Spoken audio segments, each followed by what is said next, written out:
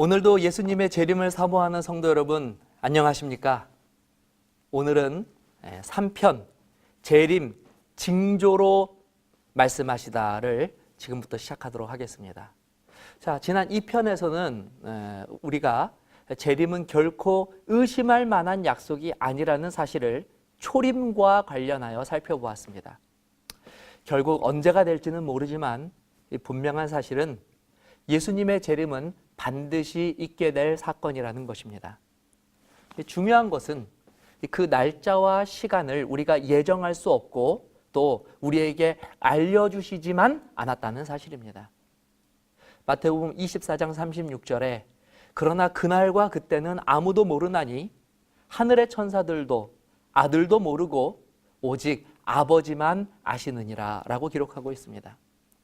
안타까운 사실은 지금도 우리 주변에서는 이 재림의 지연을 근거로 하나님을 불신하도록 조장하는 자들과 또 임의로 재림의 날을 선정하여 성도들을 미혹하는 일들이 우리 주변에서 벌어지고 있다는 사실입니다.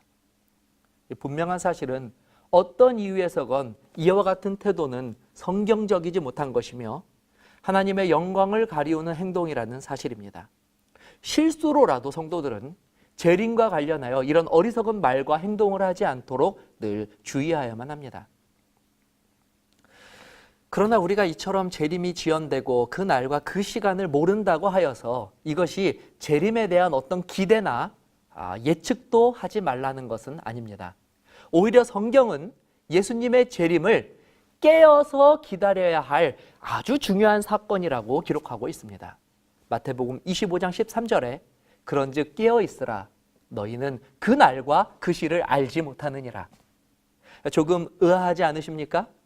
이 재림의 날과 관련하여서 시간은 이미 지체되고 있고 날과 시간마저도 하나님께 속한 일로 말씀하신 하나님께서 한편으로는 재림의 날까지 깨어 있으라고 말씀하시는 것이 말입니다. 어떻게 그러면 우리는 예수님의 말씀대로 재림을 준비하며 깨어 있을 수 있을까요? 바로 이 일을 위하여 예수님께서는 재림의 날짜와 시간 대신에 재림의 징조에 대해서 말씀해 주신 것입니다. 마태복음 24장 32절 33절에는 다음과 같은 말씀이 있습니다.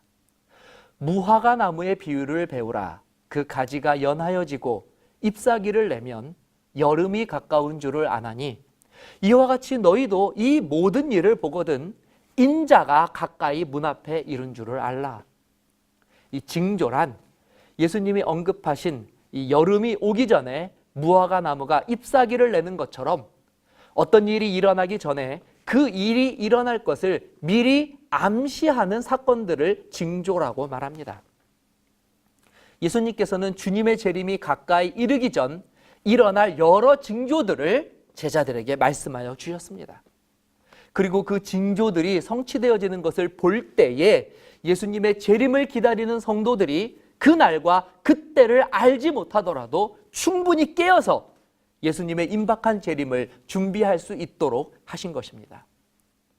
이처럼 예수님께서 언급하신 재림의 징조 중에 가장 유명한 구절이 바로 마태복음 24장에 기록되어 있습니다. 조금 긴 구절이지만 제가 한번 읽어보도록 하겠습니다.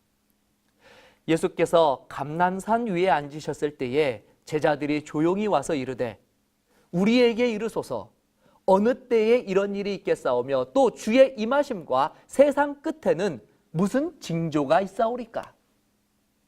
예수께서 대답하여 이르시되 너희가 사람의 미혹을 받지 않도록 주의하라. 많은 사람이 내 이름으로 와서 이르되 나는 그리스도라 하여 많은 사람들을 미혹하리라. 난리와 난리 소문을 듣겠으나 너희는 삼가 두려워하지 말라. 이런 일이 있어야 하되 아직 끝은 아니니라.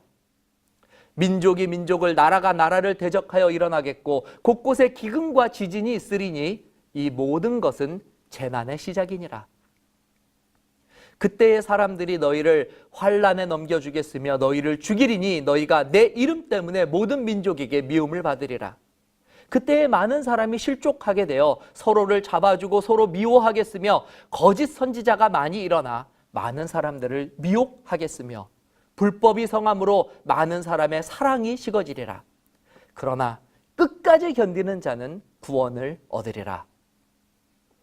이 구절에 나타난 이 재림의 징조들을 요약하여서 보면 다음과 같습니다. 사실 가장 중요한 것은 이 예수님의 재림이 임박하게 되면 자신을 그리스도라고 사칭하는 소위 말해 자칭 그리스도와 성경의 진리를 왜곡하여 가르치는 거짓 선지자들이 예수님의 재림 직전에 많이 나타나게 될 것이라고 말씀하셨습니다. 우리는 이 구절을 특히 유념하여 보아야 합니다. 뒤편에서 우리가 다루게 되겠지만 성경은 예수님이 재림이 실제적인 사건인가 동시에 죄지은 인류의 역사를 종결하는 마지막 사건이라고 기록하고 있습니다. 그러나 거짓 그리스도와 선지자들은 재림의 지형과 또 백성들이 성경에 대한 무관심이 만연한 이 시대의 틈을 타 스스로를 거짓 그리스도라고 주장하고 가르치는 그와 같은 참남된 일들이 재림이 임박하면 할수록 더욱 기승을 부리게 될 것이며 놀라운 사실은, 안타까운 사실은 그들의 이 거짓된 가르침에 미혹된 자들이 많이 있게 될 것이라는 사실입니다. 다른 재림의 징조들, 예를 들어서 지진이나 전쟁, 기근과 같은 것들도 분명 우리가 관심 있게 지켜봐야 할 징조들이지만 이 거짓 그리스도와 거짓 선지자들을 더욱 주의해야 하는 것은 이들은 의지를 가지고 적극적으로 하나님의 백성들에게 그들이 가지고 있는 구원의 소망을 빼앗아 가려고 하는 악한 존재들이기 때문에 그렇습니다. 그렇기 때문에 여러 재림의 징조 중에서 우리가 가장 주의를 기울여서 살펴보아야 할 징조는 거짓 그리스도와 거짓 선지자들의 출현입니다. 마태복음 24장에서는 이 동일한 징조를 무려 3번이나 반복하심으로 그 위험을 백성들에게 당부하셨습니다. 마가복음 13장 22절, 거짓 그리스도들과 거짓 선지자들이 일어나서 이적과 기사를 행하여 할 수만 있으면 택하신 백성들을 미혹해 하려 하리라. 왜 예수님께서 재림을 앞두고 하나님의 백성들에게 깨어 있으라고 명령하셨는지 그 이유가 분명해지셨을 것이라고 생각됩니다. 두 번째로 재림의 징조는 지진과 기근과 같은 우리 주변에서 벌어지는 천연계의 변화입니다. 물론 사랑에 식어지는 것과 같은 도덕적인 변화도 포함하고 있습니다. 우리가 알고 있는 것처럼 인류는 이전에는 단 한 번도 경험해 보지 못한 극심한 천재지변을 겪고 있습니다. 또 이것은 단순한 환경의 변화가 아니라 인류의 존속을 위협할 정도로 이제는 돌이킬 수 없는 큰 재앙이 되어 우리들에게 하루하루 다가오고 있습니다. 멸종하는 동식물들, 숨쉬기조차 어려운 오염된 공기, 언제 어디에서 일어날지 모르는 쓰나미나 지진의 공포, 환경의 변화로 말라버린 강과 식수, 우리는 이제 손으로 다 꼽을 수 없을 정도로 심각한 절체절명의 위기를 직면하고 있습니다. 게다가 이제는 더 이상 사람의 능력으로 이것을 대비하거나 회복할 수 있는 수준을 넘어섰다는 것이 바로 오늘 우리가 처해져 있는 상황입니다. 그러나 오늘 성경은 우리에게 이때가 되면 이와 같은 멸망의 소식들로 인하여 두려워하고 절망하고 후회하라고 우리들에게 말하고 있지 않습니다.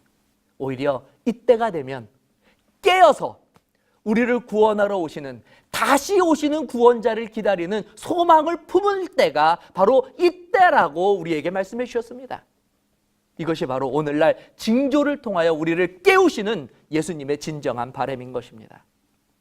자, 오늘 우리는 두 가지를 살펴보았습니다. 첫째는 재림의 날짜와 시간은 하나님께서 사람들에게 계시하여 주시지 않았다는 사실입니다.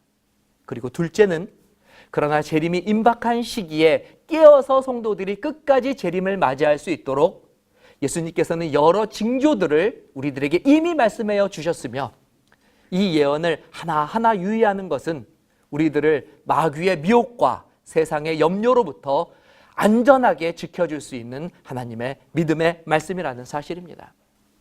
오늘 내용을 통해 여러분들의 재림의 소망이 더욱더 견고하여지고 분명하여지셨기를 소망합니다. 또한 시간 관계상 충분히 설명을 다 드리지 못한 이 재림의 징조와 관련된 궁금증들은 이 본 영상에 나오는 주소를 통하여 연락을 주시면 언제든지 자세히 설명하여 드리도록 하겠습니다. 감사합니다.